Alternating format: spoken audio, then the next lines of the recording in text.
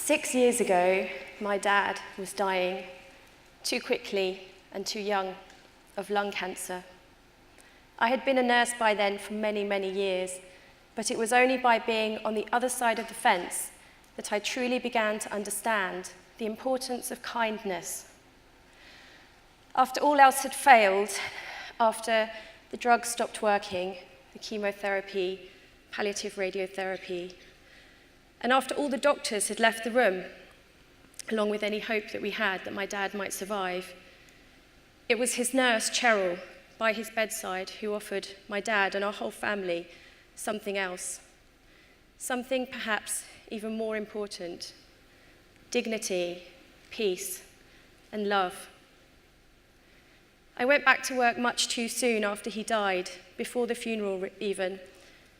I said to my manager that if I didn't go back then I never would, because I was working as a resuscitation nurse on a cardiac arrest team. Inevitably, though, the first crash call that day was to the oncology ward. I ran through the ward with everybody looking just like my dad, the same Marks and Spencer's pajamas, the same hacking cough, the untouched fruit on the bedside table, and the wife smiling too brightly. It turned out to be a false alarm in a side room, but the patient pulled down his oxygen mask and asked me to stay a while and read his racing results from his newspaper. I sat down next to him, and I could hear the whir of the drip and smell the metal of chemotherapy through his skin. It was his slippers, though, that did it. Exactly the same slippers as my dad's underneath his bed. I burst into tears, and I cried and cried and cried.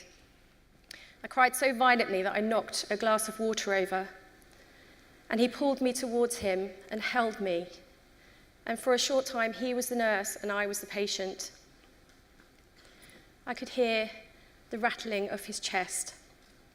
And I remember wishing so hard that this man, this stranger, who was dying of cancer, was my dad. But of course, dying isn't always the worst thing.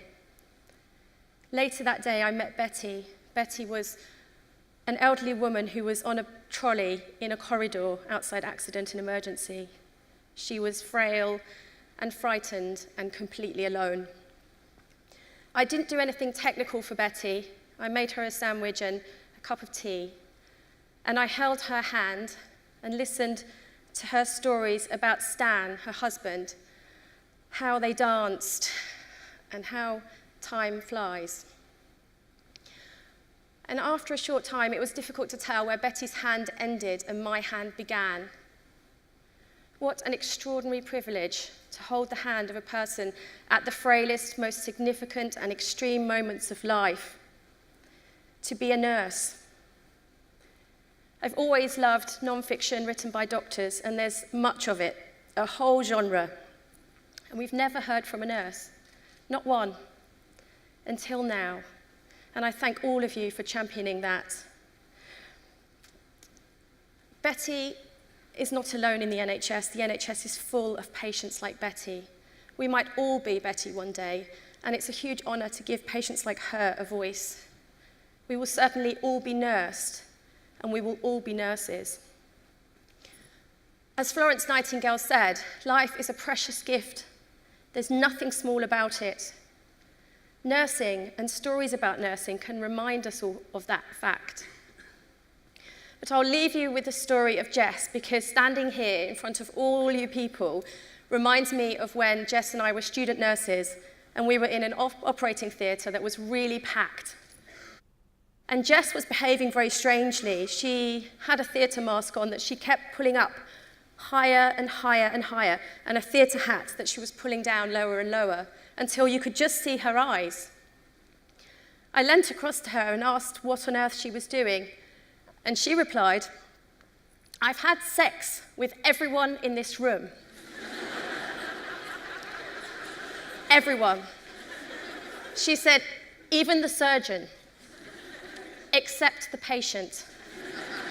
Now, to be fair, the patient had drapes over his head, so we couldn't be entirely sure. And I'm not suggesting that all of you have slept with Jess, but well, who knows? Thank you.